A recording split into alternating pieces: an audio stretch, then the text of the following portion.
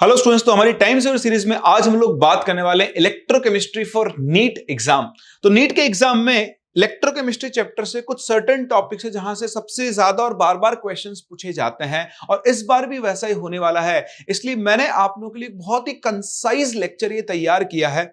इस लेक्चर को कवर करने के बाद आप इलेक्ट्रोकेमिस्ट्री का क्वेश्चन नीट के एग्जाम में छोड़कर नहीं आओगे, चाहे वो किसी भी लेवल का हो, क्योंकि यहाँ पे हम हर वेराइटी को कवर करने वाले हैं और बहुत ही कम टाइम के अंदर। तो बने रहे मेरे साथ। जो सबसे ज्यादा पहला यहाँ पर हमने क्या किया है, कैटेगराइज किया है कि सबसे ज्यादा क्वेश्चन कौन से टॉपिक से पूछे जाते हैं। पहले उस टॉपिक को कवर करेंगे, फिर उसके बाद दूसरे टॉपिक को, फिर तीसरे को, फिर चौथे को, फिर पांचवें को, और इस तरह से हम इस चैप्टर को टुकड़ों के अंदर कंप्लीट कर लेंगे। तो जो सबसे पहला हम टॉपिक यहां पर कवर करने वाले हैं, आप सभी को नाम पता है, नर्स्ड इक्वेशन। सबसे ज्यादा क्वेश्चंस यहां से पूछे जाते हैं नर्स्ड इक्वेशन पे। तो नर्स्ड इक्वेशन, किसी भी गैल्वेनिक सेल की जब आप नर्स्ड इक्वेशन लिखते हो तो वो कुछ इस तरह का बनता है, E cell is equals to E not cell minus 0.0591 upon n log Q. I hope आप सभी लोगों ने ये नर्स्ड इक्वेशन एक बार तो जरूर पढ़ा हुआ है, क्योंकि ऑब्वियसली बोर्ड तो आपने दिया ही होगा, है ना। ओके, दूसरी चीज आप समझे यहां पर कि ये जो वैल्यू है इसको हम कैलकुलेशन पर्पस के लिए कभी कभी 0.06 यूज कर लेते हैं। नर्स्ड इक्वेशन को यूज करते टाइम आपको 3 स्टेप्स को फॉलो करना है। पहला स्टेप जो आपको काम करना है वो आपको एक balanced, right a balanced net cell reaction and calculate net electrons exchanged during the reaction। तो रिएक्शन के दौरान जो भी नेट इलेक्ट्रॉन एक्सचेंज हुए हैं वो आपको पता करना है। कैसे, मैं आपको भी समझा दूंगा। दूसरा काम आपको करना है, आपको कैलकुलेट करना है, कैलकुलेट ई नॉट सेल। तो इस रिएक्शन का ई नॉट सेल निकालना है, जिसको आप simply E nought of cathode minus E nought of anode से निकाल सकते हो। ये आप ध्यान रखें, जब आप ये फॉर्मूला लगा रहे हैं तो यहां पर ये दोनों वैल्यूज कौन सी वैल्यूज होनी चाहिए, एसआरपी वैल्यूज। ये दोनों ही कौन सी वैल्यूज होंगी, एसआरपी, चाहे कैथोड हो चाहे एनोड हो। और उसके बाद आपको थर्ड जो पार्ट लिखना है वो लिखना है राइट रिएक्शन क्वेश्चन क्यू।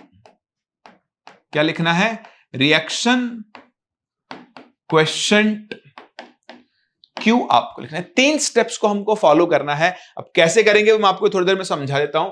दूसरी देखो, अगर आप इस इक्वेशन पे इक्विलिब्रियम कंडीशन लगाओ तो इक्विलिब्रियम पर जो ई सेल होता है उसकी वैल्यू हो जाती है 0 और जो क्यू होता है उसकी वैल्यू हो जाती है के इक्विलिब्रियम के बराबर। ये दोनों कंडीशन यहां रखोगे तो एक और आपके पास यहां इक्वेशन बनकर आता है, E naught cell is equals to 0.0591 upon n, साथ में क्या बन जाता है, log के इक्विलिब्रियम।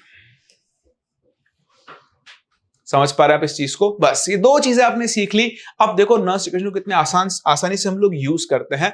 तो इस पे हम क्वेश्चंस करेंगे, फिर आप पीवाईक्यू भी देखोगे यहां पर।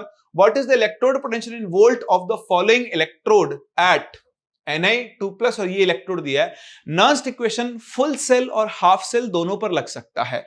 ये यहां पर जो आपको दिख रहा है ये एक हाफ सेल है। कौन सा सेल है, हाफ सेल है। तो देखो उसने दे भी दिया है स्टैंडर्ड रिडक्शन पोटेंशियल, कुछ नहीं दिया है तो हम इसको एज कैथोड काम करवाएंगे।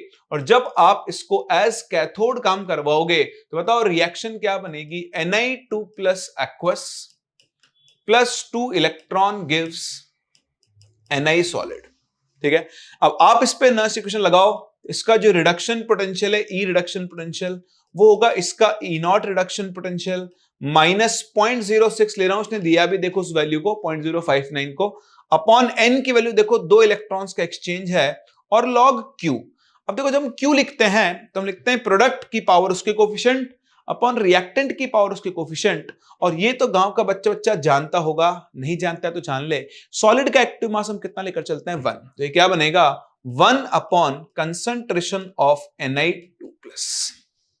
ठीक है, अब बस आप सारी वैल्यूज रख दो। तो बताओ ई नॉट रिडक्शन, इसकी वैल्यू कितनी हो गई, वो हो गई -0.25 माइनस 0.03 इंटू लॉग 1 अपॉन, बताओ Na2+ की कंसेंट्रेशन कितनी है, वो दी हुई है 0.1। तो देखो जैसे यहां 0.1 लिखोगे ये वैल्यू कितनी बन जाएगी, log 10 बनेगी।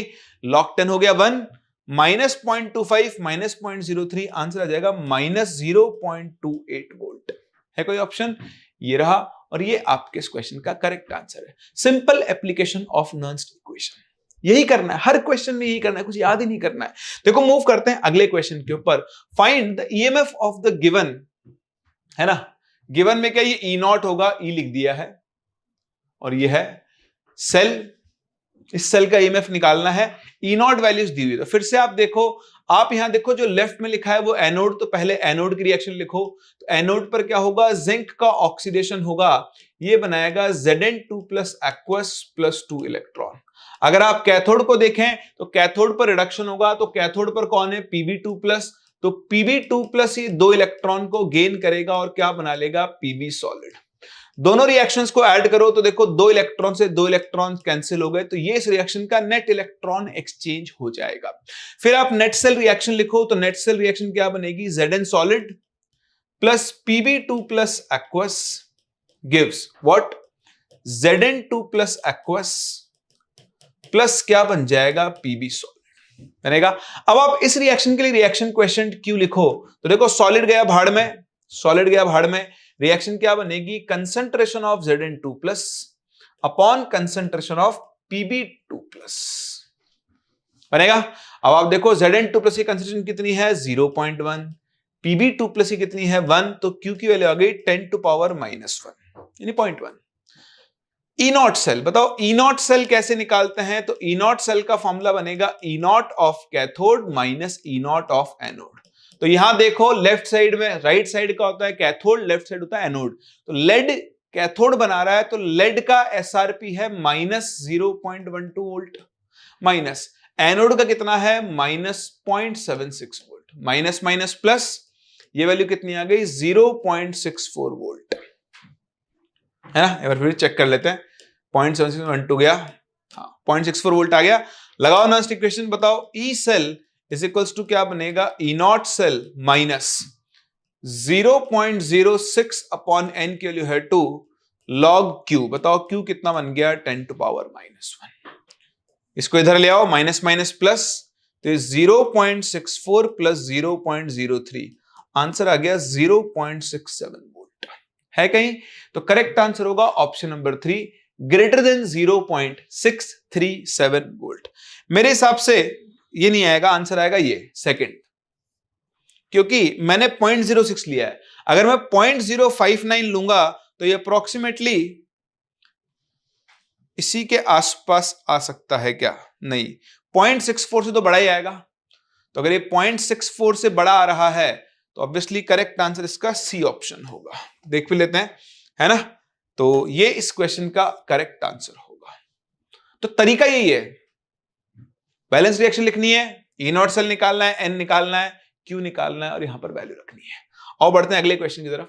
Standard electrode potential for the cell reaction this, ये एक रिएक्शन है, ये एक रिएक्शन है। ईएमएफ ऑफ द सेल, ये रहा देखो पूरा सेल, तो एनोड है 10, कैथोड है ये, दोनों की ई नॉट वैल्यूज दी है, देखो रिडक्शन रिडक्शन, तो दोनों की ये एसआरपी वैल्यूज हैं। ये इंफॉर्मेशन ये बता रही है कि इन दोनों की एसआरपी वैल्यू है। अब अगर आप सेल को देखो तो सेल पे एनोड कौन बनाएगा, टिन, तो टिन जो है वो ऑक्सीडाइज होगा Sn2 plus aqueous plus 2 electron. और कैथोड कौन बना रहा है, कैथोड बना रहा है सिल्वर, तो सिल्वर के लिए क्या होगा, Ag plus aqueous plus electron gives Ag solid. अभी आप देखो यहां 2 इलेक्ट्रॉन, यहां एक, तो इसको 2 से मल्टीप्लाई करोगे तो नेट इलेक्ट्रॉन एक्सचेंज रिएक्शन का हो गया 2, हो गया। नेट रिएक्शन लिखो तो क्या बनेगी, देखो 2Ag plus aqueous plus Sn solid gives what, 2Ag solid plus Sn2 plus aqueous. देखिएगा, अब देखो सॉलिड और सॉलिड तो गए भाड़ में। अगर आप Q लिखो इस रिएक्शन के लिए तो क्या बनाया जाएगा, बन जाएगा concentration of Sn2 plus upon concentration of Ag plus का होल स्क्वायर बनेगा। अभी आप कंसंट्रेशन ऑफ Sn2 प्लस देखो कितना है 1 upon concentration of Ag plus कितना है 1 का स्क्वायर, मतलब 1 ही आ गया, तो Q की वैल्यू 1।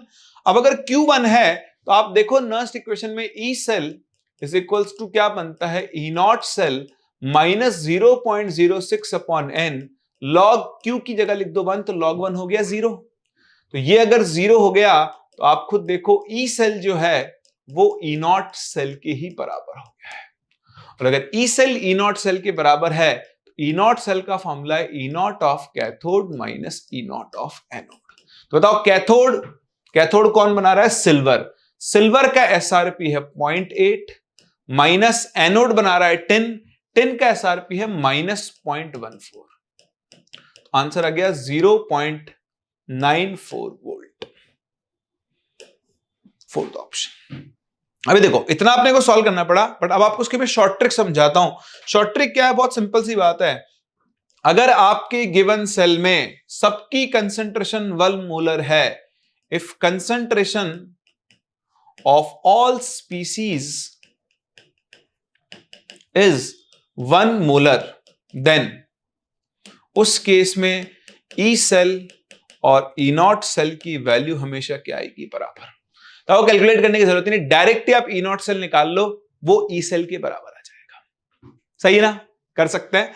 चलिए मूव करते हैं, देखें अगले क्वेश्चन के ऊपर। ये देखें एक और सिंपल सा क्वेश्चन कह रहा है कि एक सेल है, बताओ उसके लिए करेक्ट नॉन इक्वेशन क्या होगा? तो इस सेल में Mg जो है वो एनोड बना रहा है, Mg जाएगा Mg2+ में, ऑब्वियसली Mg सॉलिड है, ये एक्वस है और 2 इलेक्ट्रॉन लूज कर देगा, ये एनोड की रिएक्शन हो गई। कैथोड पर क्या होगा? कैथोड पर सिल्वर का रिडक्शन होगा, तो जो Ag प्लस एक्वस है वो इलेक्ट्रॉन गेन करके क्या बना लेगा? Ag solid. दिखता है? अब आप इन दोनों रिएक्शंस को ऐड करो, तो यहां पर देखो 2 इलेक्ट्रॉन है तो इंटू 2 कर दो, तो जैसे इंटू 2 करोगे रिएक्शन क्या बन जाएगी? Mg solid plus 2Ag plus aqueous gives what? 2Ag solid plus Mg2 plus aqueous। दिख रहा है आपको? ठीक है, तो एक सेकंड, कहीं इसमें पानी तो नहीं कर रहा भाई? इसी में से नहीं कर रहा। ठीक है, अब आप इसके लिए Q लिखो। देखो Q क्या बनेगा? Concentration of Mg2 plus upon concentration of Ag plus का होल स्क्वायर। सही है? बस ये आ गया। अब लगाओ नॉन equation. E cell is equals to E not cell, n की वैल्यू देखो 2 हो गई है, तो क्या बनेगा equation? E cell is equals to E not cell minus वो जो 0.0591 अपॉन एन होता है उसको हम RT अपॉन NF लिख सकते हैं, RT अपॉन 2F, क्योंकि एन की वैल्यू 2 है, ln Q। बताओ Q क्या बनेगा? Concentration of Mg2 plus upon concentration of Ag plus का होल स्क्वायर। बताओ करेक्ट आंसर क्या बनेगा? अभी देखो ये इस फॉर्म में दिया हुआ नहीं, इसने खेला आपके साथ। देखो यहां पर ये लॉग की वैल्यू को उल्टा कर दो, तो उल्टा करते हैं माइनस का साइन बाहर आएगा, या फिर ऐसा कर दो माइनस को अंदर भेज दो तो लॉग की वैल्यू उल्टी हो जाएगी, तो प्लस ये बन जाएगा RT अपॉन 2F ln Ag प्लस का स्क्वायर ऊपर आ जाएगा और Mg2 प्लस नीचे आ जाएगा। So correct answer to this question will be option number 2। मैं फिर बोल रहा हूं, नर्स्ट इक्वेशन के यूज के ऊपर क्वेश्चन डायरेक्टली आते हैं, बहुत ही आसान होते हैं, आप इनको गलत करना अफोर्ड नहीं कर सकते हो। चलिए ये देखिए नीट 2022 का क्वेश्चन है, सिंपल अगेन नर्स्ट इक्वेशन का क्वेश्चन है। कह रहा है कि एक रिएक्शन है जिसके अंदर पूरी रिएक्शन दे दी है, Ni solid plus 2Ag plus gives Ni2 plus plus 2Ag। E not cell दिया है 1.05 वोल्ट, इस वैल्यू को 0.059 यूज करना है, तो कुछ भी नहीं है, सिंपल सीधा डायरेक्ट नॉन इक्वेशन लगाओ। E cell is equals to E not cell minus 0.059 upon n. N की वैल्यू कैसे निकालेंगे? अब आप देखो निकल 0 से कहां पर गया है? +2 में, तो निकल के लिए चेंज है 2 का। सिल्वर +1 से 0 में गया है, सिल्वर के लिए चेंज है 1 का, तो आप दोनों के चेंज का एलसीएम निकाल लो, तो 2 और 1 का एलसीएम कितना होता है? 2। वही इस रिएक्शन का नेट इलेक्ट्रॉन एक्सचेंज होगा। एन की वैल्यू हो गई 2 और इसको मैं 0.06 यूज कर रहा हूं। कितना यूज कर रहा हूं? तो 0.06 अपॉन 2 और लॉग Q। अब देखो इस रिएक्शन के लिए Q लिखो, तो Q क्या बनेगा? Concentration of Ni2 plus upon concentration of Ag plus का होल स्क्वायर। Ni2 प्लस की कंसंट्रेशन है 10⁻³ अपॉन Ag प्लस की कंसंट्रेशन है 10⁻³ का होल स्क्वायर, यानी 10⁻³। सही है? तो यहां Q की वैल्यू लिख दो 10⁻³। इसको चले आओ, देखो 2 3 6 0.03, ये बनेगा 1.05 माइनस 0.09, तो ये करीबन 0.96 वोल्ट के आसपास की वैल्यू आएगी। So correct answer to this question will be option number 2। आप देख सकते हो नीट 2022 का क्वेश्चन है, नर्स्ड इक्वेशन का डायरेक्ट क्वेश्चन है, आसानी से आप इसे सॉल्व कर सकते हो। तो इलेक्ट्रोकेमिस्ट्री में नर्स्ड इक्वेशन से डायरेक्ट क्वेश्चंस पूछे जाते हैं। जो second category of questions NEET में पूछे जाते हैं और अभी बहुत टाइम से नहीं पूछा गया है, इस साल आपसे इसके ऊपर बेस्ड ये क्वेश्चन पूछा जा सकता है, वो है इलेक्ट्रोड पोटेंशियल वैल्यूज यानी ई नॉट वैल्यूज। रादर मैंने स्टैंडर्ड इलेक्ट्रोड पोटेंशियल वैल्यूज बोले तो ज्यादा बेटर टर्म है। देखो जो स्टैंडर्ड इलेक्ट्रोड पोटेंशियल वैल्यूज होती है, दो तरह की आपके पास होती है। एक होता है SRP, that is called standard reduction potential, नाम आप लोगों ने जरूर सुना होगा, और दूसरा होता है SOP, that is called standard oxidation potential. SRP को आप कई बार ऐसे भी लिख देते हो Mn plus changes to M, मतलब यहां रिडक्शन रिएक्शन लिखी हुई होनी चाहिए। एसओपी के केस में यहां पर ऑक्सीडेशन वैल्यू लिखी हुई होनी चाहिए। पहली बात किस काम में आते हैं, बहुत सिंपल है, किसी भी एलिमेंट किसी भी स्पीसी का एसआरपी या एसओपी देकर आप ये डिसाइड कर सकते हो कि वो स्पीसी रिड्यूस होना चाहेगी या फिर ऑक्सीडाइज होना चाहेगी। यहां पे ध्यान रखना, मोर positive is the value of SRP, higher will be the tendency of element to get reduced and better oxidizing agent it will be। ठीक है, तो जिस एलिमेंट की एसआरपी जितना ज्यादा पॉजिटिव होगा उसके खुद के रिड्यूस होने की टेंडेंसी क्या होगी, ज्यादा, और वो उतना ही अच्छा क्या होगा, ऑक्सीडाइजिंग एजेंट होगा। सिमिलरली अगर आप एसओपी के लिए बात करो तो more positive is the SOP, higher will be the tendency of element to get oxidized, खुद ऑक्सीडाइज होगा और सामने वाले को रिड्यूस करेगा, and better reducing agent it will be. तो दो चीजें आपको ध्यान रखनी है, आप तो ध्यान रख लो, जिसका जो पोटेंशियल जितना ज्यादा पॉजिटिव होगा वो ही रिएक्शन शो करेगा, और कुछ रटने की जरूरत नहीं है। अब आपको लैंग्वेज को डिकोड करना है और क्वेश्चंस को सॉल्व करना है। नीट 2020 का क्वेश्चन कह रहा है identify the reaction from following having top position in EMF series SRP values. तो देखो आपको जो आपकी इलेक्ट्रोकेमिकल सीरीज है उसमें देखना है कि यहां पर टॉप पोजीशन किसकी होगी, तो उसके लिए थोड़ा सा आपको इलेक्ट्रोकेमिकल सीरीज को याद रखना पड़ेगा, जो कि होती है LiPsBc मम क्रेजेंटल छापा। ये आपकी ओवरऑल रिएक्टिविटी सीरीज होती है। तो सबसे ऊपर होता है लिथियम, जिसकी SRP वैल्यू सबसे ज्यादा होती है। लिथियम सबसे जल्दी रिड्यूस होना चाहता है ना, सॉरी, लिथियम की SRP वैल्यू सबसे ज्यादा नेगेटिव होती है। लिथियम आसानी से ऑक्सीडाइज होना चाहता है, मोर इलेक्ट्रोपॉजिटिव है। ये आपसे पूछ रहा है having top position in EMF series SRP values, यानी किसका SRP सबसे ज्यादा होगा। तो थोड़ा क्वेश्चन पूछने का तरीका कैजुअल हो गया है, लिखने का तरीका थोड़ा उल्टा लिख दिया उसने।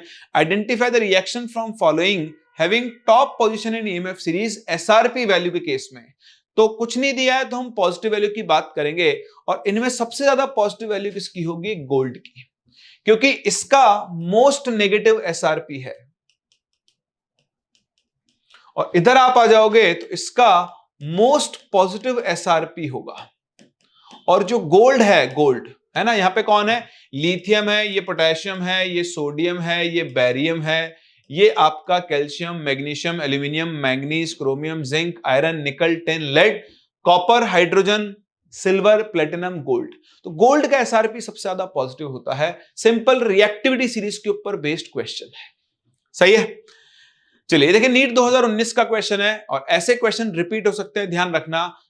ई नॉट वैल्यूज दी हुई है एल्यूमिनियम की, सिल्वर की, पोटेशियम की, क्रोमियम की। बोल रहा है correct decreasing order of reducing power. बताओ रिड्यूसिंग पावर का मतलब क्या होता है? It reduces others. अब बताओ जो सामने वाले को रिड्यूस करेगा वो खुद क्या होगा? तो वो इटसेल्फ गेट्स ऑक्सीडाइज्ड होगा, और जो खुद ऑक्सीडाइज होगा वो, उसके लिए क्या होना चाहिए? उसका एसओपी ज्यादा पॉजिटिव होना चाहिए। तो आप ये समझो, आप ये देखो कि वो एलिमेंट खुद क्या करना चाहता है, वो रिड्यूस होना चाहता है या ऑक्सीडाइज होना चाहता है। अब जैसे इस केस में उसको रिड्यूसिंग एजेंट की तरह काम करना है, तो सामने वाले को रिड्यूस करेगा और खुद क्या होगा? ऑक्सीडाइज। और खुद ऑक्सीडाइज वो होगा जिसका ज्यादा पॉजिटिव एसओपी होगा। तो ये इन सब की एसआरपीज हैं। देखो Al3+ Al, दिस तो पहले लिखता हूं, इसका एसआरपी है -1.66, इसका एसआरपी है 0.8, K+ का है 2.93, आई थिंक मिसप्रिंट हो गया, ये -2.93 होगा, और क्रोमियम का है -0.74। अब आप इनके एसओपी निकाल लो। तो एसओपी इसका हो गया +1.66, इसका हो गया -0.8, इसका हो गया +2.93 और इसका हो गया +0.74। तो इस क्वेश्चन में सबसे ज्यादा एसओपी किसका है? पॉजिटिव पोटेशियम का, तो पोटेशियम सबसे आगे आएगा। नेक्स्ट पॉजिटिव वैल्यू है 1.66, फिर एल्यूमिनियम आएगा। नेक्स्ट पॉजिटिव वैल्यू है क्रोमियम, और सबसे कम कौन होगा? सिल्वर। तो second option will be the correct answer to this question, कि जो डिक्रीजिंग ऑर्डर है रिड्यूसिंग पावर का वो ये वाला होगा। बोला समझ में आता है? चलिए समझ में आता है तो अगला क्वेश्चन आपके लिए। हाँ भाई, हो गया। तो देखो क्वेश्चन क्या कह रहा था, correct value of cell potential in volt for the reaction that occurs when the following two half cells are connected. तो आप इन दो हाफ सेल्स को कनेक्ट कर रहे हो, इसका ई नॉट आपको दिया, इसका ई नॉट दिया, आपको ई नॉट सेल निकालना है क्योंकि कोई और डेटा आपको दिया नहीं है। तो देखो ई नॉट सेल का फॉर्मूला क्या बनता है? E nought of cathode minus E nought of anode. अब देखो सेल रिएक्शन के स्पॉन्टेनियस होने के लिए उसका ई नॉट सेल पॉजिटिव आना चाहिए। तो आपको इनमें से देखो, ये एसआरपी है, इसको हम बना लेंगे कैथोड, इसको बना लेंगे एनोड, क्योंकि जिसका एसआरपी ज्यादा पॉजिटिव है वो कैथोड बनाएगा, वो रिड्यूस होना चाहेगा। तो देखो 1.33 माइनस ही क्या बन गया? -0.44। तो इसका सिंपल सा आंसर आ जाएगा 1.77 volt.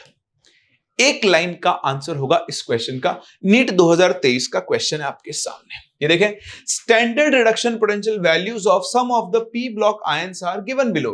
Predict the one with the strongest oxidizing property. Strongest oxidizing property का मतलब क्या है? कि ये क्या करेगा? दूसरों को ऑक्सीडाइज करता है, ऑक्सीडाइजेस अदर्स। सही है। अब सामने वाले को अगर ये ऑक्सीडाइज करेगा तो बताओ इटसेल्फ क्या होगा? इटसेल्फ होगा रिड्यूस। और अगर ये इटसेल्फ रिड्यूस होगा तो बताओ ये किसकी तरह काम करेगा? मतलब इसका जो एसआरपी है वो ज्यादा पॉजिटिव होना चाहिए, तो मोर पॉजिटिव एसआरपी। तो आप देख लो, इनमें से जिसका एसआरपी सबसे ज्यादा पॉजिटिव होगा वो खुद रिड्यूस होना चाहेगा और सामने वाले को ऑक्सीडाइज कर देगा। दिख रहा है क्या? ये रहा। तो यही आपके इस क्वेश्चन का करेक्ट आंसर होगा। Tl3+ will be the strongest oxidizing agent among these four। सही है। चलिए बहुत ही बढ़िया। इसने आंसर ए दिया हुआ है, ए तो नहीं होगा। अगर ये माइनस है तो ए होगा, अगर ये यहां कुछ लिखा हुआ नहीं है प्लस माइनस दिया तो मिसप्रिंट है, इसके हिसाब से आंसर ए है। अगर ये माइनस है तब आंसर ए होगा, अदरवाइज यही आपका आंसर रहेगा। ठीक है, तो करेक्शन आप कर लेना आंसर में। अभी के हिसाब से इसको प्लस ले लेते हैं, या फिर इसको माइनस कर दोगे तो आंसर ए आएगा, कुछ ना कुछ मिसप्रिंट है इसमें। चलिए, standard electrode potential of the two half cells are given below. EMF of cell formed by combining the two half cells, वही सेम जो नीट 23 का क्वेश्चन था वैसा ही क्वेश्चन है। तो इनमें से ज्यादा पॉजिटिव कौन है? ये। तो ये बना लेगा कैथोड, ये बना लेगा एनोड। तो बताओ ई नॉट सेल का फॉर्मूला क्या बनेगा? E nought of cathode minus E nought of anode. Solve कर लो तो 0.77, 0.25, ये आ गया आपके पास करीबन 0.52, हाँ 52, 0.52 वोल्ट, वो भी पॉजिटिव साइन के साथ। सही है, चलिए देखें अगला क्वेश्चन, ये आप ट्राई करो एक बार। चलिए बहुत ही अच्छा क्वेश्चन है, इसमें आप एक गलती कर सकते हो। वैसे तो देखो ये मैं आपको ऑनेस्टली बताऊं तो आया हुआ क्वेश्चन एडवांस में है, लेकिन फिर भी आप इसको बड़े आसान सॉल्व कर सकते हो। कह रहा है अ सॉल्यूशन कंटेनिंग 1 मोल पर litre of each CuNO3 whole twice AgNO3 Hg2NO3 is being electrolyzed by using inert electrodes. Value of SRP दिया हुआ है वोल्ट्स में। तो देखो सिल्वर, अब ये SOP एक्चुअली SRP नहीं है ना, Ag changes to Ag plus. आप इन सब का SRP लिख लो, तो यहां लिख लो मेटल और यहां लिख लो उसका SRP। तो देखो सिल्वर का SRP हो गया +0.8, मरकरी का SRP हो गया +0.79, कॉपर का SRP हो गया 0.34 और मैग्नीशियम का SRP हो गया -2.37 वोल्ट। ठीक है, तो आप ये समझें जिसका SRP पॉजिटिव वो रिड्यूस होकर डिपॉजिट हो जाएगा, लेकिन मैग्नीशियम का SRP is very highly negative. तो हाई नेगेटिव SRP का मतलब क्या है, it does not gate reduced. अगर ये रिड्यूस नहीं होगा मैग्नीशियम Mg2+ आयन, तो ये डिपॉजिट नहीं हो सकता। तो इस क्वेश्चन का जो करेक्ट आंसर है वो है option number 3, silver mercury copper तीनों डिपॉजिट हो जाएंगे, लेकिन मैग्नीशियम यहां पर डिपॉजिट नहीं होगा। ठीक है, तो अच्छा क्वेश्चन है, इस तरह क्वेश्चन आपसे पूछ सकता है। चलिए नेक्स्ट इक्वेशन हो गया, E0 वैल्यूज हो गई। अब उसके बाद हम चलते हैं आगे और मूव करते हैं चैप्टर के थर्ड पार्ट के ऊपर, जिससे बहुत क्वेश्चन पूछाते हैं, वो है फैराडेज लॉ। तो फैराडेज के दो लॉज हैं, एक है Faraday's first law, Faraday's first law. ठीक है, मेजर तो काम यही आपके पास आता है। तो देखो एक चीज ध्यान रखना कि अगर आप 1 मोल इलेक्ट्रॉन्स की बात करो, अगर आप चार्ज ऑफ 1 मोल इलेक्ट्रॉन्स निकालो तो वो होता है 1 फैराडे, जिसकी वैल्यू एक्चुअली 96500 कूलम्ब्स आती है। आई होप आप सभी को ये पता होगा। लेकिन जो दूसरी इंपॉर्टेंट चीज आप लोगों को पता होनी चाहिए वो ये है कि ऑन पासिंग 1 फैराडे चार्ज, कितना charge, 1 Faraday charge, 1 equivalent of substance is oxidized or reduced at anode or cathode। मतलब कहने का मतलब यह है कि आप जितने फैराडे चार्ज पास करोगे उतना इक्विवेलेंट ही सब्सटेंस का क्या होगा, या तो ऑक्सीडाइज होगा या फिर रिड्यूस होगा। अगर आपने 2 फैराडे चार्ज पास किया है तो 2 इक्विवेलेंट ऑक्सीडाइज रिड्यूस होंगे। अगर आपने 5 फैराडे पास किया है तो 5 फैराडे ऑक्सीडाइज या फिर क्या होंगे, रिड्यूस। तो आप ये ध्यान रखना, एक कॉन्सेप्ट ये है। दूसरा, इसका एक फॉर्मूला बनता है जो आप लोगों ने इस फॉर्म में सीखा हुआ होगा, W = EIT अपॉन 96500।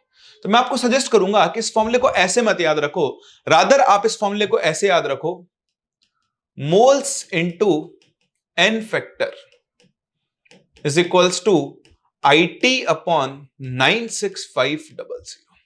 तो इस तरह से अगर आप इस फॉर्मूले को याद रखोगे तो ज्यादा फायदे वाली बात रहेगी, है ना। एक्चुअली ये फॉर्मूला सेम ही है, थोड़ा मैंने इसको आसान कर दिया है। I यहां पर करंट है जो कि एम्पियर में होना चाहिए, टाइम सेकंड्स में होना चाहिए। ये आपका फैराडेज फर्स्ट लॉ है। फिर आता है फैराडे का second law, Faraday's second law. तो फैराडे का सेकंड लॉ क्या कहता है कि अगर आपने 3 या उनसे ज्यादा सेल्स को आपस में किसमें कनेक्ट कर दिया है, सीरीज में, लाइक दिस। तो देखो जितना चार्ज यहां से आएगा Q, क्योंकि सीरीज में है, हर सेल में चार्ज क्या जाने वाला है, सेम। मान लो यहां मेटल A डिपॉजिट हो रही है, यहां मेटल B डिपॉजिट हो रही है, यहां मेटल C डिपॉजिट हो रही है। क्योंकि तीनों जगह पर सेम चार्ज पास हो रहा है तो तीनों मेटल्स के इक्विवेलेंट्स भी क्या होंगे, सेम। तो इक्विवेलेंट्स ऑफ A किसके बराबर होंगे, इक्विवेलेंट्स ऑफ B के। इक्विवेलेंट्स ऑफ B किसके बराबर होंगे, इक्विवेलेंट्स ऑफ C के। और मैं आपको बता दूं फैराडे सेकंड लॉ पे क्वेश्चन नीट में बहुत कम पूछे गए हैं। तो number of equivalents of A का फॉर्मूला क्या बनेगा, mass of A upon equivalent mass of A. ये बनेगा mass of B upon equivalent mass of B. ये बनेगा mass of C upon equivalent mass of C. तो ये फैराडे के दो लॉज होते हैं, इनके ऊपर बेस्ड क्वेश्चंस आपसे पूछे जाते हैं। तो ये देखते हैं किस तरह के क्वेश्चंस आपसे यहां पर पूछे जाएंगे। पहला क्वेश्चन आपके सामने नीट 2020 का क्वेश्चन है, कह रहा है the number of faradays required to produce 20 gram of calcium from molten CaCl2। देखो मोल्टन CaCl2 में बेसिकली Ca2+ और Cl- आयंस होंगे। कौन से आयंस होंगे? Ca2+ और Cl-। तो Ca2+ के लिए अगर आप रिडक्शन रिएक्शन लिखो तो +2 इलेक्ट्रॉन कैल्शियम सॉलिड आपको मिलेगा। तो यहां देखो कैल्शियम का जो N फैक्टर है वो है 2। क्या है? 2 है। अब आपको यहां से क्या करना है? Number of equivalents of calcium निकाल लो। क्यों? मैं समझाता हूं। तो नंबर ऑफ इक्विवेलेंट्स का एक फॉर्मूला तो होता है मास अपॉन उसका इक्विवेलेंट मास, ठीक है। और दूसरा फॉर्मूला आप ये भी लिख सकते हो मोल्स इनटू N फैक्टर, दोनों एक ही बात है। तो यहां देखो कैल्शियम का मास है 20, तो मैं इसके मोल्स निकालता हूं mass upon molar mass into इसका N फैक्टर कितना होता है 2। तो यहां से आपको दिख रहा है कि आपके पास कैल्शियम का एक इक्विवेलेंट है। अब आप पीछे चलो वापस से, मैंने आपसे क्या कहा? अगर आप 1 फैराडे चार्ज पास करो तो 1 इक्विवेलेंट डिपॉजिट होगा, अगर आप 2 फैराडे चार्ज पास करोगे तो 2 इक्विवेलेंट डिपॉजिट होगा, 10 फैराडे पास करोगे तो 10 इक्विवेलेंट डिपॉजिट होगा। और उल्टा भी सही है, अगर 1 इक्विवेलेंट डिपॉजिट हुआ है तो 1 फैराडे चार्ज आया होगा, 2 इक्विवेलेंट डिपॉजिट हुआ है तो 2 फैराडे चार्ज आया होगा, 10 इक्विवेलेंट डिपॉजिट हुआ है तो 10 फैराडे चार्ज पास हुआ होगा। तो आप बताओ यहां कितनी इक्विवेलेंट है? 1। बाबू कितना चार्ज पास हुआ होगा? 1 फैराडे। कितना पास हुआ होगा? 1 फैराडे चार्ज यहां पर पास हुआ होगा। चलो समझ में आ रहा है? चलिए बहुत ही बढ़िया। ये देखें अगला क्वेश्चन। चलो ये क्वेश्चन एक बार आप ट्राई करो, बताओ इसका आंसर क्या होगा। चलिए तो देखें एल्यूमिनियम ऑक्साइड है, इसका फॉर्मूला होता है Al2O3, आप सभी जानते हैं। मे बी इलेक्ट्रोलाइज्ड एट इतना degree Celsius to furnish aluminium. Reaction भी दे दी और साफ साफ दिखा है एल्यूमिनियम का N फैक्टर जो है वो 3 हो गया है। आपको 5.12 kg एल्यूमिनियम बनाना है दिस मेथड से। बताओ कितने कूलम्ब्स ऑफ इलेक्ट्रिसिटी आपको चाहिए होगी। तो आप एक काम करो, पहले तो आप नंबर, दो तरीके दोनों से दिखा रहा हूं, number of equivalents of aluminium निकाल लो तो बन जाएगा उसका मोल्स इनटू उसका N फैक्टर। तो देखो मोल्स कैसे निकालोगे? 5.12 kg है तो इनटू 1000 कर दो, डिवाइड बाय इसका मोलर मास है 27, इनटू इसका N फैक्टर कितना है 3। तो देखो 3 9s are 27, पॉइंट गया 00 से, है ना। तो 9 5s are 45, ठीक है, और 45 गया 62, 5 and 2 है ना। तो 9 6s are 50, 9 5s are 45 आ गया भैया, 11 में से 5 गया 6, 62। तो 9 7s होता है वैसे तो, है ना। तो 9 6s 54 आएगा, 8 बचा 0.0, 56.8, है ना। अब ऑप्शंस भी दूर दूर है, देखो 7 7 ये। तो मैं एक बार के लिए अप्रोक्सीमेटली इसको 570 इक्विवेलेंट्स बोल लेता हूं। तो 570 इक्विवेलेंट्स अगर इसके हैं, इसका मतलब ये हो गया 570 फैराडे। अब 570 फैराडे को कैलकुलेट कर लो 96500 से। एक तरीका तो ये है। अब ये अगर आपको समझ में नहीं आता है तो इससे भी आसान तरीका क्या है, देखो आप फॉर्मूला लगाओ। मैंने आपको क्या सिखाया? Moles into N factor is equals to IT upon 96500। अब देखो IT को आप लिख सकते हो Q, क्योंकि चार्ज के लिए बतानी है। तो देखो Q की वैल्यू क्या हो गई? आंसर सेम ही आएगा दोनों से, moles into N factor into 96500। देखो ये तो किया आपने, पहले मोल्स इंटू N फैक्टर, उसको लास्ट में मल्टीप्लाई कर दिया। तो मोल्स कितने? 5.12 इंटू 1000 अपॉन एल्यूमिनियम का मोलर मास 27 इंटू N फैक्टर कितना एल्यूमिनियम का 3 इंटू 96500। कैलकुलेशन आपको करनी है और इस क्वेश्चन का करेक्ट आंसर आपको ऑप्शन नंबर 1 मिल जाएगा। ठीक है, चलिए अगला क्वेश्चन देखते हैं।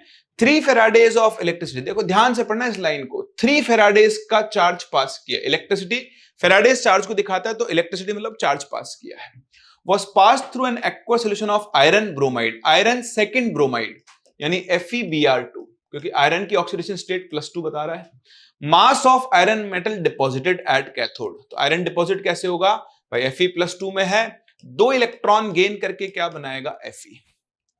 अब या तो फॉर्मूला लगा लो मोल्स इनटू एन फैक्टर वाला, या फिर साफ साफ दिख रहा है 3 फेराडे चार्ज पास किया है, मतलब 3 इक्विवेलेंट ऑफ आयरन डिपॉजिट हुआ, और इक्विवेलेंट्स का फॉर्मूला होता है मोल्स इनटू एन फैक्टर। तो देखो 3 इज इक्वल्स टू, मोल्स कैसे निकालेंगे, मास अपॉन आयरन का मोलर मास इनटू आयरन का एन फैक्टर, इस रिएक्शन के लिए 2 है, तो देखो ये गया 28, तो W की वैल्यू आ गई 3 इंटू 28, 84 ग्राम। है कहीं ऑप्शन, ये रहा option number 2 will be the correct answer to this question. Simple और डायरेक्ट। चलिए ये क्वेश्चन देखें एक बार आप, करंट एफिशिएंसी क्या है, वैसे नीट में करंट एफिशिएंसी बहुत कम पूछता है, बट स्टिल पूछता ही नहीं है, बट फिर भी यूज कर लो। देखो ये कह रहा है current of 2 ampere was passed for 1 hour through a solution of CuSO4, ठीक है, 0.237 gram of Cu2+ were discharged. इतने कॉपर आयन डिस्चार्ज हुए हैं, तो कॉपर आयन डिस्चार्ज होने की रिएक्शन क्या होगी, Cu2+ plus 2 electron gives Cu solid. N factor कितना आ गया 2। अब उसने आपको बताया कि इतना हुआ, हम पता करते हैं कि अगर हम फैराडेज लॉ लगाएं तो कितना कॉपर डिपॉजिट होना चाहिए। तो आप फॉर्मूला लगाओ वापस से वही, moles into n factor is equals to IT upon 96500। ध्यान से देखना, मोल्स कैसे निकालोगे, इसका मास अपॉन कॉपर का मोलर मास होता है 63.5। थोड़ा कैलकुलेशन आएगी, कैलकुलेशन पे फोकस मत करो, कॉन्सेप्ट पे फोकस करो। एन फैक्टर कितना हो गया 2 इज इक्वल्स टू I। बताओ करंट कितना है, तो करंट है 2 एम्पियर, इनटू टाइम कितना है 1 घंटा। तो मैंने बताया था इस टाइम को हमेशा सेकंड में लिखना है, तो 1 घंटे में कितने हो गए 3600 सेकंड्स हो गए, और डिवाइड बाय 96500।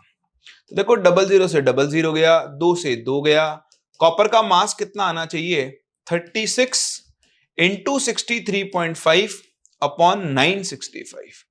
मेरे हिसाब से इतना कॉपर डिपॉजिट होना चाहिए था। क्या होना चाहिए था, इतना कॉपर डिपॉजिट होना चाहिए। लेकिन बताओ कॉपर कितना डिपॉजिट हुआ, तो कॉपर सिर्फ इतना डिपॉजिट हुआ। आप अगर करंट एफिशिएंसी निकालना चाहते हो तो कैसे निकालोगे, कितना कॉपर डिपॉजिट हुआ 0.237 ग्राम। कितना होना चाहिए था, इतना होना चाहिए था भाई साहब, इसको कैलकुलेट कर लेंगे 965 और इनटू 100। यहां से आपको अपने इस क्वेश्चन का करेक्ट आंसर मिलेगा। तो कैलकुलेशन आपको करनी पड़ेगी, आंसर के हिसाब से इसका आंसर 10% आएगा, तो हमको देखना पड़ेगा, बट कंसेप्ट ये है। वैसे नीट में नहीं पूछता है, बट फिर भी अगर पूछ ले तो आपको एक अमाउंट दिया कि यार इतना कॉपर डिपॉजिट हुआ, आप फैराडेज लॉ लगाओ और ये देखो कि कितना कॉपर डिपॉजिट होना चाहिए था, उसके हिसाब से आप अपने इस क्वेश्चन को सॉल्व कर सकते। ये लो वापस से सिमिलर क्वेश्चन आ गया है, ये आपको बताना है आंसर। जल्दी बताओ, हो गया, आसान था ना। 2 फैराडे ऑफ इलेक्ट्रिसिटी पास किए, तो 2 फैराडे का मतलब आपके पास 2 इक्विवेलेंट कॉपर डिपॉजिट होगा। तो नंबर ऑफ इक्विवेलेंट्स का फॉर्मूला क्या हो गया, मोल्स इनटू एन फैक्टर। देखो कॉपर +2 में है, अब देखते पता लग जाएगा, ठीक है। तो मोल्स को लिख दो, mass upon molar mass copper का हो गया 63.5। देखो 2 से गया 2, आंसर सिंपल एक लाइन में आ गया 63.5 ग्राम्स। और ऐसे ही क्वेश्चन आपको एग्जाम में मिलेंगे, ज्यादा कुछ करना ही नहीं होगा। देखो नेक्स्ट मूव करते हैं कोलरोसियस लॉ पे। तो कोलरोसियस लॉ को आपने सुना हुआ है कि अगर आपके पास कोई भी एक इलेक्ट्रोलाइट है, जैसे मान लो NaCl है, ठीक है, तो इस NaCl की अगर मैं इनफाइनाइट डाइल्यूशन पर, इस NaCl की अगर मैं इनफाइनाइट डाइल्यूशन पर क्या निकालूं, molar conductivity lambda m rather, तो लैम्डा m ऑफ NaCl किसके इक्वल होगा, lambda infinite of Na plus lambda infinite m of Cl minus. एक बार दोबारा लिखता हूं क्योंकि यहां पर सिंबल्स लिखना बहुत जरूरी है। आप बोलोगे सर वो मोलर कंडक्टेंस वगैरह, मैं आपको बता रहा हूं ना, ये सेशंस जो मैंने आपके लिए प्लान किए हैं ये मोस्ट आस्क्ड टॉपिक्स करवा रहे हैं, इन्हीं में से क्वेश्चन आएगा, तो उसी सीक्वेंस में आपके पास ये टॉपिक्स हैं। आगे भी आपका मोलर कंडक्टिविटी भी आ जाएगा, उसको देख लेंगे। तो रिवीजन हम कर रहे हैं, कोलरोसियस लॉ आपको पता होना चाहिए। तो ये कहता है कि अगर आपके पास कोई भी एक वीक या स्ट्रॉन्ग इलेक्ट्रोलाइट है, तो मान लो NaCl के लिए मैंने लिखा, तो इसको मैं सिंपली क्या लिख सकता हूं, lambda infinite m of Na plus lambda infinite m of Cl minus. यहां पे m दिखाता है इनकी मोलर कंडक्टिविटी को, किसको, मोलर कंडक्टिविटी को। मान लो इसकी जगह आपके पास कोई ऐसा इलेक्ट्रोलाइट है मान लो CaCl2 है, तो CaCl2 टूटकर क्योंकि 2 Cl माइनस देता है, तो lambda infinite m of Ca2 plus lambda infinite m of Cl minus में लिख दूंगा। मान लो मेरे पास इलेक्ट्रोलाइट है कोई ऐसा, लेमडा इनफाइनाइट m ऑफ, आप लिखो Al2SO4 होल थ्राइस। इसको क्या लिखोगे? अब देखो Al2SO4 होल थ्राइस जब टूटता है इस तरह से, तो टूटकर क्या बनाता है? 2Al3 प्लस 3SO4 2 माइनस, तो इससे बनेगा 2 lambda infinite of Al3 plus 3 into lambda infinite of SO4 2 minus. समझ में आ रहा है? तो इस तरह से जब आप मोलर कंडक्टिविटीज लिख रहे हो तो आपको कोफिशिएंट्स को भी कंसीडर करना है। अब इसमें एक बहुत इंपॉर्टेंट चीज को आप सीखने की कोशिश करें। अगर मैं लिखूं, ध्यान से देखना इसी चीज को, लेमडा इनफाइनाइट m की जगह मैं लेमडा इक्विवेलेंट लिखूं CaCl2 का, तो आप ये ध्यान दें, CaCl2 जब टूटता है और इसने बनाया Ca2 प्लस 2 Cl माइनस, तो अगर आपके पास इसके y इक्विवेलेंट्स हैं तो इसके भी y इक्विवेलेंट्स बनेंगे और इसके भी y इक्विवेलेंट्स बनेंगे। बोलो बात समझ में आ रही है? इसके भी y इक्विवेलेंट्स बनेंगे और इसके भी y इक्विवेलेंट्स बनेंगे बराबर। मतलब जब हम इक्विवेलेंट्स में डील कर रहे होते हैं तो कोफिशिएंट्स का कोई रोल नहीं होता है। तो सेम चीज हम यहां पर लिखेंगे, lambda infinite equivalent of CaCl2 किसके इक्वल बनेगा? Lambda infinite equivalent of Ca2 plus क्या लिखेंगे? Lambda infinite equivalent of Cl minus. ये चीज समझें। यहां सॉरी मैं गलत लिख दिया, यहां पर 2 आएगा, I am very very sorry, भावना में बह गया मैं, क्योंकि एक Cl 2 Cl आते हैं ना इससे। तो जब आप मोलर को कनेक्ट कर रहे हो तो कोफिशिएंट को कंसीडर करना है। जब आप इक्विवेलेंट को कंसीडर कर रहे हो तो आपको कोफिशिएंट को कंसीडर नहीं करना है। तीसरी चीज आप ध्यान रखना कि जो मोलर इक्विवेलेंट कंडक्टिविटी होती है वो molar conductivity upon n factor के इक्वल होती है। अब क्वेश्चन में जैसे यूज आएगी मैं आपको करके दिखा दूंगा, बट ये बेसिक चीज आपको पहले कोलरोसियस लॉ के बारे में पता होनी चाहिए।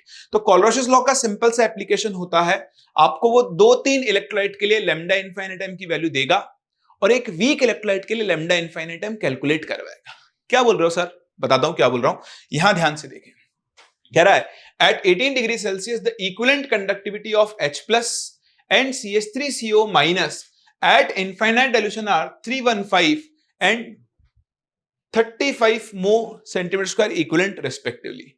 Equivalent conductivity of CH3COH बतानी है आपको। तो आप देखो equivalent conductivity of CH3COH जो होगी वो equivalent conductivity of H plus equivalent conductivity of CH3COO minus के बराबर। तो दोनों को जोड़ दो, एक है 315, दूसरा है 335, दोनों मिलाकर कितने हो गए? 50। तो correct answer will be option number 1। Simple. आप बोलोगे सर ऐसा क्वेश्चन आएगा? आ सकता है, यू नेवर नो, बहुत आसान सा क्वेश्चन भी आ सकता है। चलिए, the molar conductivity eight infinite dilution of AgNO3। अब देखो AgNO3 की दी हुई है, AgCl की दी हुई है, NaCl की दी हुई है और पूछी किसकी है? NaNO3 की। ऐसे क्वेश्चंस बहुत पूछे जाते हैं। इस क्वेश्चन को हम दो तरीके से करेंगे, एक बार लिखकर और एक बार बिना लिखे। तो पहले लिखकर कर लेते हैं। तो लिखकर कैसे सॉल्व करेंगे? देखो, आपको lambda infinite m of AgNO3 दिया हुआ है, तो इसको आप क्या लिख दोगे? Lambda infinite of Ag plus lambda infinite of NO3 minus, और इसकी वैल्यू कभी, यानी क्वेश्चन पूछने वाले ने कही है 116.5। ऐसे ही आप lambda infinite m of AgCl निकाल लोगे, तो वो किसके इक्वल होगा? Lambda infinite of Ag plus lambda infinite of Cl minus, उसकी वैल्यू आपको 121.6 दी गई है। और तीसरा है NaCl, तो हमेशा वो आपको ऐसा ही डेटा देगा, lambda infinite of Na plus lambda infinite of Cl minus, और इसकी वैल्यू है 110.3। और आपको जो निकालना है, जो आपको कैलकुलेट करना है, वो है lambda infinite m of NaNO3। तो बताओ वो किसकी इक्वल होगा? Lambda infinite of Na plus lambda infinite of NO3 minus. अब आपको ये 1, ये 2 और ये 3, इन तीनों को जोड़कर, तोड़कर, मरोड़कर यहां पहुंचना है। तो तो आप फोकस करो, आपको क्या चाहिए Na प्लस, ये रहा Na प्लस। आपको क्या नहीं चाहिए, Cl माइनस। तो आप 3 माइनस 2 करो, आप लिखोगे equation number 3 minus equation number 2 और प्लस इक्वेशन नंबर 1। तो माइनस माइनस माइनस जोड़ो, इससे ये कैंसिल, इससे ये कैंसिल, देखो यहां पहुंच गए। तो सेम चीज यहां करो, 121.6 माइनस 116.5, तो ये बचेगा 5.1, आंसर आ जाएगा 115.4। है क्या कहीं? कहीं पर भी नहीं, तो 111.4 आएगा। फिर 5.1 बचना चाहिए ना यार। चलो ढंग से देख लेते हैं, मैंने कुछ गलती कर दी है। 3 माइनस 2 है, सॉरी मैंने गलती करी, दिस माइनस दिस है। तो 3 माइनस 2, तो 121.6 में से 110 नहीं, 3 माइनस 2 यहां, ठीक है। 121.6 माइनस 110.3, तो ये बचेगा 1, ये 11.3, और 11.3 प्लस 116.5, 8 तो कहीं आ ही नहीं रहा है, क्या मिस्टेक हो रही है भाई। 3 माइनस 2 प्लस 1 दिस, अच्छा माइनस का बचेगा, हाँ तो फिर 116 में से 11 और कम कर दो, 116.5 में से 11.3 कम कर दो, 0.2, आंसर आ जाएगा 105 पॉइंट। सही है, मेरी मिस्टेक हो गई थी, तो वो आप कर लेना। एक तरीका तो है ये। अब देखो दूसरा तरीका क्या है, दूसरा तरीका लिखना ही नहीं है। क्या बात कर रहे हो, हाँ लिखना ही नहीं है। क्या करना है, देखो मुझे चाहिए NNO3, यहां फोकस करो, ये रहा NO3, ये रहा Na, इन दोनों को जोड़ दो और इसको घटा दो, तो देखो Ag से Ag कैंसिल, Cl से Cl, है ना आसान।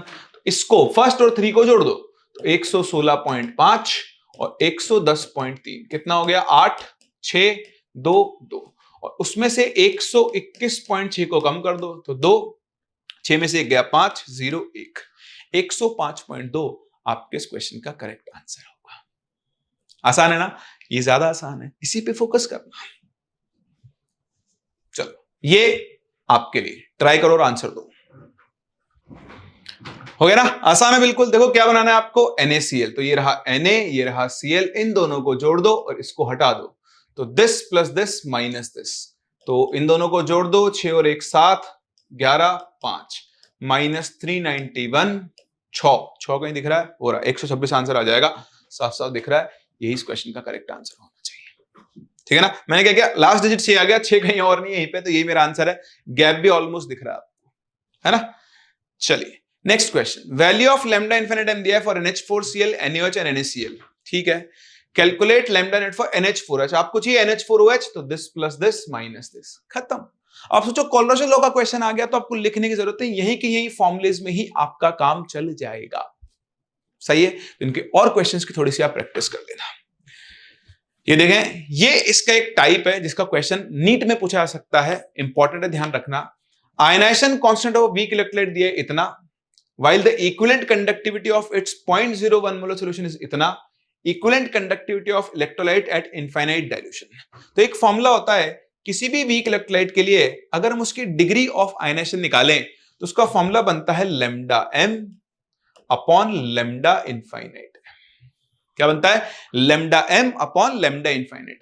अब ये जो इसका वीक इलेक्ट्रोलाइट है, कोई भी वीक इलेक्ट्रोलाइट किसी भी टाइप का हो, AB टाइप का, जो वो ये हमने आयनिक में सीखते हैं, A plus plus B minus बनाएगा, तो C में से जाएगा C अल्फा, ये बनेगा C अल्फा, ये बनेगा C अल्फा, और Ki इज इक्वल्स टू क्या बन जाएगा, C alpha square upon 1 minus alpha. क्या बनेगा, Ki equal to C alpha square upon 1 minus alpha. तो इस अल्फा को तो आप नेग्लेक्ट कर दो, देखो इसके लिए आपको थोड़ा आयनिक आना चाहिए, तो यहां से आप इस वीक इलेक्ट्रोलाइट का अल्फा निकाल सकते हो using root Ki upon C। तो Ki की वैल्यू कितनी है, 25 into 10 to power minus 6। C की वैल्यू कितनी है, 0.0, ऊपर आएगा -4 बचेगा, तो यहां ये बच गया 5 into 10 to power -2, that is 0.05। ये आ गया अल्फा। अल्फा के लिए यहां रख दो, तो 0.05। लेमडा m आपको दिया हुआ है 19.6 और लेमडा इनफाइनाइट m आपको निकालना है। तो देखो ये बन गया 1/20, 20 को इधर भेज दो, तो लेमडा इनफाइनाइट m बन गया 19.6 इंटू 20, जो कि 392 आएगा। So third option will be the correct answer to this question. तो कोलरॉशस लॉ के दो ही इंपॉर्टेंट एप्लीकेशन है नीट के लिए, एक ये, इसका क्वेश्चन आ चुका है एक बार, है ना, आई थिंक नीट 2022 में आया, 21 में आया, एक बार देख लेना, आगे 23 में आया है, दोबारा आ सकता है, इंपॉर्टेंट है, ठीक है। उसमें डायरेक्ट अल्फा पूछा था, ये मैंने एक स्टेप बढ़ा दिया है, पहले आयनिक को थोड़ा सा यूज किया, आयनाइजेशन कांस्टेंट से अल्फा निकालो, फिर आप इस फॉर्मूले को यूज कर सकते हैं। चलिए फिर देखें मोलर कंडक्टिविटी लैम्डा एम। इसको सीखने के लिए आपको छोटे छोटे टर्म्स आने चाहिए। एक होती है आपके पास कंडक्टिविटी, कप्पा, जिसका फॉर्मूला बनता है conductance G into l by a. ये जो L बाय ए है इसे हम लोग सेल कांस्टेंट बोलते हैं। ये जो आपकी कंडक्टेंस है G, कंडक्टेंस G जो है वो 1/r की इक्वल होती है, रेजिस्टेंस का उल्टा। तो देखो रेजिस्टेंस की यूनिट होती है ओम, तो जो कंडक्टेंस है उसकी यूनिट बनती है ओम इनवर्स, या फिर आप इसे सीमेंस भी बोलते हो, इसे आप कैपिटल एस से डिनोट करते हो, या फिर कई बार इसे मोह भी लिख देते हैं, एक ही बात है।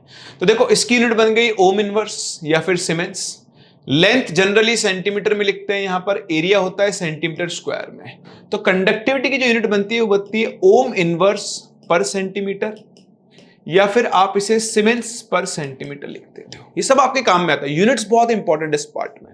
फिर तीसरा टर्म आता है मोलर कंडक्टिविटी, जिसको हम कंडक्टिविटी की हेल्प से निकाल सकते हैं, kappa into 1000 upon molarity M. इसके ना दो फॉर्मूले बनेंगे, एक ये और एक ये बनेगा lambda M is equals to kappa upon 1000 into M. ये बहुत बहुत बहुत इंपॉर्टेंट है, ध्यान रखना। जब हम ये फॉर्मूला यूज कर रहे हैं तो इसकी यूनिट बनेगी siemens centimetre square per mole. यानी लैम्डा एम को आंसर अगर आपको सेंटीमीटर में देना है तब आप ये फॉर्मूला यूज करोगे, अगर आपको इसकी यूनिट मीटर में यूज करनी है तब आप ये फॉर्मूला यूज करोगे।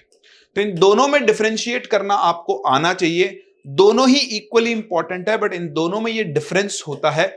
इस चीज को आप जरूर जरूर जरूर ध्यान रखें। कई बार मोलर कंडक्टिविटी जगह वो इक्विवेलेंट कंडक्टिविटी यूज करेगा तो कोई फर्क नहीं पड़ता, कप्पा इंटू 1000 अपॉन मोलैरिटी की जगह आपको नॉर्मेलिटी यूज करनी है।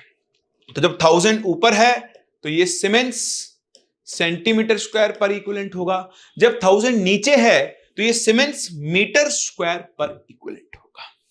ठीक है, चलिए तो देखें इसके ऊपर बेस्ड क्वेश्चन ये रहा। ये तो वही सेम क्वेश्चन आ गया, NaCl दिया है, HCl दिया है, CH3CONA दिया है और आपको CH3COH निकालना है। तो कोलरॉशस लॉ का ही आ गया, कर लेना आप लोग। ये देखें नीट 2021 का क्वेश्चन है, molar conductivity of 0.007 molar acetic acid है इतना, तो ये लैम्डा एम की वैल्यू है, यूनिट से देख लो। What is the dissociation constant of acetic acid? तो अभी जो पहला क्वेश्चन कराया था उसका जस्ट उल्टा क्वेश्चन यहां पर आया हुआ है नीट 2021 में। तो आप पहले इन दोनों को जोड़कर lambda infinite M of CH3COOH निकाल लो, कितना 400 सीमेंस सेंटीमीटर स्क्वायर पर दिखता है। लैम्डा एम ये दिया है तो आप इसका अल्फा निकाल लो पहले। अल्फा क्या हो गया देखो, lambda M upon lambda infinite 400, तो आपको दिख रहा है 1/20 आ गया। अब आपको आयनाइजेशन कांस्टेंट निकालना है तो उसका फॉर्मूला क्या बन जाएगा, C अल्फा स्क्वायर। देखो C कितना है 7 इंटू 10⁻³ अल्फा हो गया 1/400, तो 7/4 इंटू 10⁻⁵, तो 4 1 जा 4, 3 4 7 जा 1.75 इंटू 10⁻⁵ है कोई, ये रहा। देखो ये आपके इस क्वेश्चन का करेक्ट आंसर हो जाएगा, सही है ना। तो बहुत इंपॉर्टेंट है, इसकी प्रैक्टिस आप जरूर जरूर जरूर कर लें। चलिए ये देखें, वही कोलरॉशस लॉ का क्वेश्चन है नीट 2019 का। अब देखो यहां पर ना आप डायरेक्ट भी कर सकते हो, आपको क्या चाहिए, गिवन एज, आई थिंक इसमें मिसप्रिंट हो गया और ये CH3COOK है और इसने पूछा क्या है वो नहीं बताया इसने। आई थिंक इसने, हाँ मैं बताता हूं, इसने पूछा है आपसे lambda naught M of CH3COOH। तो आप ध्यान से देखें, H2SO4 2H+ देगा, इसको डायरेक्ट भी कर सकते हो पर पहले लिख के कर लो। तो lambda not M of H2SO4 किसके इक्वल होगा? 2 times of lambda not M of H plus lambda not M of SO4 2 minus. दिखता है? Similarly lambda not M of K2SO4 किसके इक्वल होगा? तो 2K देगा, तो lambda not M of K plus lambda not M of SO4 2 minus. और similarly ये किसके इक्वल होगा? Lambda not M of CH3COO minus plus lambda not M of K plus. और आपको बनाना क्या है? Lambda not M of CH3COO minus plus lambda not M of H plus. तो देखो आपको दो चीजें चाहिए, एक आपको चाहिए CH3CO माइनस, ये रहा, एक आपको चाहिए H प्लस। लेकिन देखो यहां H प्लस 2 है, तो आपको K प्लस भी देखो यहां 2 है, K प्लस को गायब करना है, तो इसको इंटू 2 कर दो, तो 2 यहां भी लग गया, 2 यहां भी लग गया, और 2 यहां लग के 2Z बन गया। अब आप क्या करोगे? 1 + 3 - 2, ठीक है? तो दिस 1 + 3 - 2, तो देखो माइनस लगा दिया इस पे, तो SO4 2 - SO4 2 - गया, 2K प्लस से 2K प्लस गया, तो आपको मिल गया 2 times of lambda not M of CH3CO minus और plus 2 times of lambda not m H plus आएगा, तो 2 को बाहर कर लिया। आपने किया है 1 + 3 - 2, तो 2Z है ना, इसको 2 से मल्टीप्लाई किया था, तो 2Z plus x minus y। लेकिन ये लेमडा CH3COH है, तो 2 को इधर भेजो, तो बताओ लेमडा नॉट एम ऑफ इन दोनों को मिलाकर CH3COH बन जाएगा, वो बनेगा 2Z plus x minus y upon 2। तो पूरे को 2 से डिवाइड कर दो, तो ये बन गया x minus y by 2 plus z। तो ये आपके इस क्वेश्चन का आंसर होगा। समझ में आ रहा है? आप चाहते हो डायरेक्ट भी कर सकते थे, कैसे? मुझे चाहिए CH3COH, तो ये रहा CH3CO, ये रहा H, लेकिन यहाँ 2 H है, तो इसको 2 से मल्टीप्लाई कर लो, तो 2Z बन जाएगा। अब दिस प्लस दिस, उससे CH3CO और H आ गए 2 के साथ, SO4 यहां से कैंसिल होगा, K यहां से कैंसिल होगा, तो this plus this minus this upon 2। तो उसको डायरेक्ट नहीं करके आप ऐसे करोगे तो आपको ज्यादा अच्छे से समझ में आएगा। समझ पा रहे हैं? तो ऐसे क्वेश्चन आपको दोबारा मिल सकते हैं, इनको बहुत बहुत बहुत अच्छे से आप सॉल्व कर लें। ये देखिए, मोलर कंडक्टिविटी ऑफ अ 0.5 मोल पर लीटर, डेसीमीटर क्यूब का मतलब लीटर ही होता है, विद इलेक्ट्रोलाइटिक कंडक्टिविटी ऑफ इतना इज। अब देखो यहां यूनिट से आप पहचानोगे, कप्पा की वैल्यू दी हुई है, तो बताओ लैम्डा एम का फॉर्मूला। अब देखो सारे सीमेंस सेंटीमीटर स्क्वायर में है, तो 1000 ऊपर आएगा, कप्पा इंटू 1000 अपॉन एम। तो कप्पा की वैल्यू कितनी दी हुई है भैया? 5.76 इंटू 10⁻³ 1000 ऊपर है और नीचे है 0.5, इसको आप चाहो तो 1/2 लिख लो। 1000 से 1000 गया, 2 ऊपर आ गया, तो यहां पास क्या बन गया? 11.52। ये इस क्वेश्चन का करेक्ट आंसर होगा। सिंपल, वैल्यूज प्लेस करनी थी, ठीक है? ये देखें, ऐसे एक और क्वेश्चन नीट 2013 का, 25 डिग्री सेल्सियस पर molar conductance of 0.1 molar aqueous solution of ammonium hydroxide दी हुई है। क्या दी हुई है? Molar conductance. अब मोलर कंडक्टेंस क्या है, तो यूनिट से देख लो, ohm inverse centimetre square per mole, यानी आपको लेमडा एम दिया हुआ है अमोनियम हाइड्रोक्साइड का, NH4OH, कितना? 9.54 सीमेंस सेंटीमीटर स्क्वायर पर मोल। और इनफाइनाइट डाइल्यूशन पे भी दिया हुआ है NH4OH का, कितना? 238। क्या बोल रहा है? डिग्री ऑफ आयनेशन निकालने, तो मैंने आपको भी सिखाया था अल्फा का फॉर्मूला क्या होता है। अब आपको ना कभी कभी भूल जाओगे कि लेमडा एम रखूं या लेमडा नॉट एम, कोई नहीं, एक वैल्यू छोटी एक वैल्यू बड़ी है। अल्फा हमेशा 1 से छोटा आता है, तो छोटी वैल्यू अपॉन बड़ी वैल्यू, और परसेंटेज निकालना है तो इंटू 100 और कर दो, तो यहां से आपको अपने क्वेश्चन का आंसर मिल जाएगा 4%। सिंपल। समझ में आ रहा है? तो बस यही आपके कुछ इंपॉर्टेंट टॉपिक्स हैं जो इलेक्ट्रोकेमिस्ट्री से सबसे ज्यादा पूछे जाते हैं। इनकी प्रैक्टिस आप बहुत अच्छे से कर लो। देखिए इसमें एक टॉपिक और है अपना, हाँ, गिब्स फ्री एनर्जी। तो ये आपने पढ़ा हुआ होगा कि किसी भी सेल के लिए जो डेल्टा जी होता है उसका फॉर्मूला होता है -NF ई सेल, और स्टैंडर्ड वैल्यू के लिए डेल्टा जी नॉट का जो फॉर्मूला बनता है -NF ई नॉट सेल। ठीक है? स्पॉन्टेनिटी के लिए आपको पता है कि अगर सेल या सेल रिएक्शन स्पॉन्टेनियस होना है तो उसका डेल्टा जी नेगेटिव और अगर डेल्टा जी नेगेटिव है तो उसका ई सेल क्या होना चाहिए, पॉजिटिव। तो एक और छोटा सा टॉपिक है जिससे कभी कभी आपसे क्वेश्चंस पूछ लिए जाते हैं। तो देखें, पहला क्वेश्चन आपके सामने है, ये नीट में आया हुआ क्वेश्चन है, 2Fe3 plus 2A minus gives this plus this, standard Gibbs energy निकालनी है सेल की। तो आपको डेल्टा जी नॉट का फॉर्मूला क्या बनेगा, minus NF E not cell. इस क्वेश्चन में देखो ई नॉट सेल आपको दिया हुआ है 0.24 वोल्ट, एफ की वैल्यू आपको ऐसा यूनिट में रखनी है 96500 कूलम्ब्स, बस कहीं से एन निकाल लो। एन इस रिएक्शन से निकालना है, बहुत आसान होता है। देखो आयरन +3 से +2 में गया, कितने का चेंज, 1, लेकिन यहां आयरन कितने हैं, यहां टोटल 2 आयरन है तो उसके लिए इंटू 2 करके 2 का चेंज आएगा।